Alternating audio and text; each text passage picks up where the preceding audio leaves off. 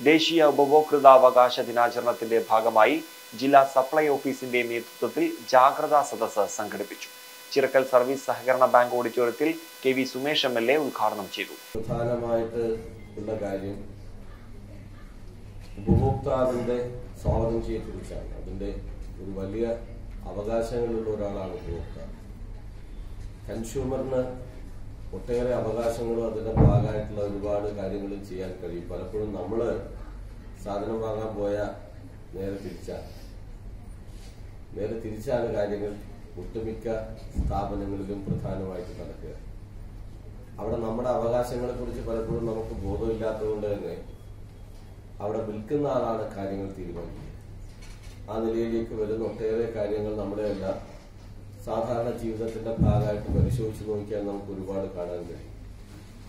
പലപ്പോഴും പലരും വഞ്ചിതരാകുന്നു, ചതിക്കപ്പെടുന്ന സാഹചര്യം ഉണ്ടാവും.